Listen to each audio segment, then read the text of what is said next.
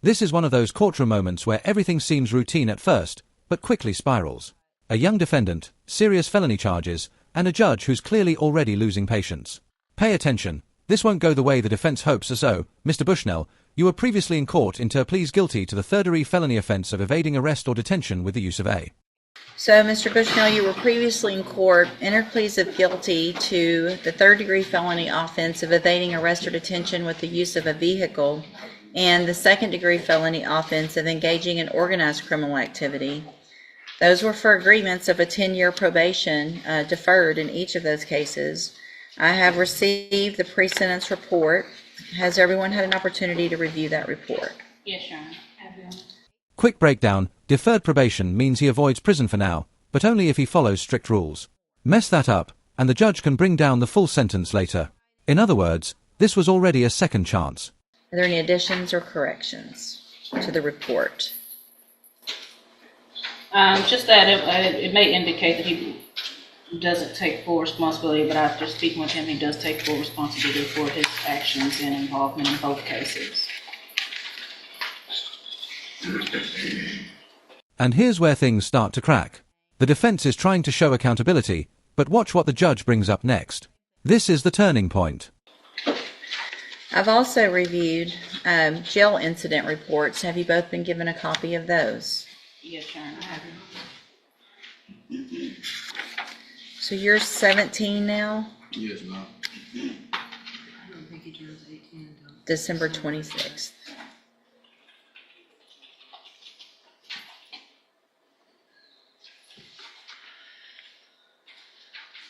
And Judge, if we need to go back and renegotiate an offer, obviously he's not even out of custody yet, and this is how he's acting. Well, and Your Honor, obviously due to his age, I want him to have the opportunity to get his life together, obviously not going into adulthood with felony convictions. I have preached to him the importance of following the rules and not... you can't do it, can you? Okay. You cannot. 21. 21 incident reports, in just a few months. Think about that. This isn't a one-time mistake, this is a pattern. And in court, patterns matter more than promises. Incident reports since January 25th of this year. 21. Fighting, calling officers names, stealing food, instigating fights, being a bully to other people in the dorm. Ridiculous. So if you can't follow rules in the jail, what makes you think you're going to come in here and I'm going to say, sure, go be on probation out in our community? After y'all shotgun, I mean, this is serious. I'm tired of the shootings. I'm tired of people. You could have killed somebody. And because you accidentally didn't kill somebody, you get to get a probation. This is the exact moment the plea deal collapses. The judge is basically saying, why should I trust you in the real world when you can't even follow rules in jail? That question alone can decide someone's future. Not today.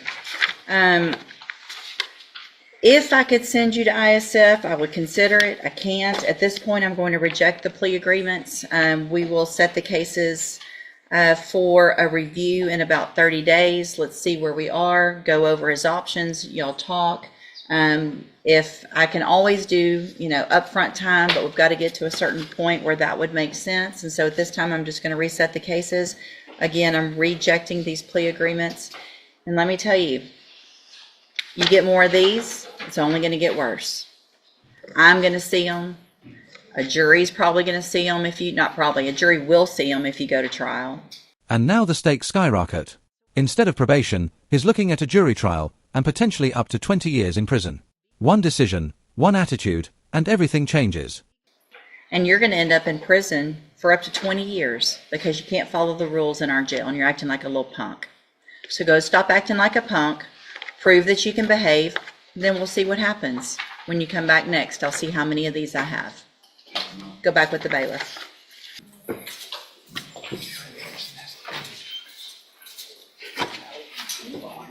All right, you're Christopher Bushnell. Yes, ma'am. And so Mr. Bushnell has 2 cases: an evading arrest or detention with a motor vehicle and engaging in organized criminal activity, and cause numbers 25-0112 and 0113. There was previously an agreement motion, and a plea agreement for 10-year deferred probation. We were here because of the issues in the jail. I rejected that because if I were going to go along with that, I was going to order the ISF. And so we're back here. And then, so let me ask you, I should tell you what's bad is when I remember stuff, Mr. Bushnell. Your birthday's in October, right? No, December.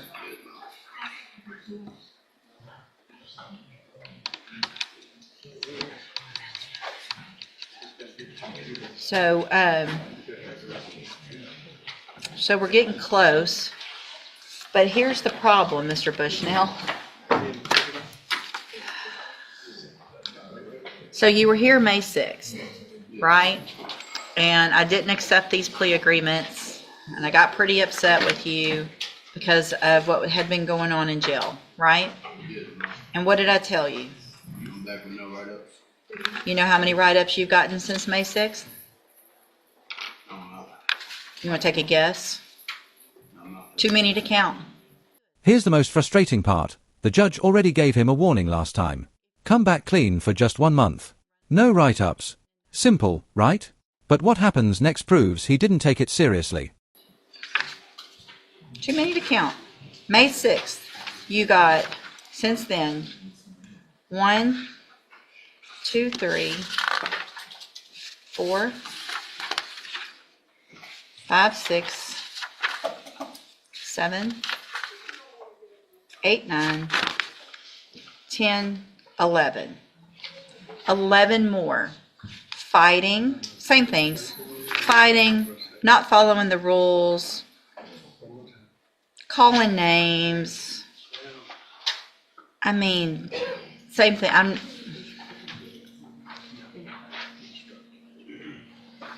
You don't like following rules, do you?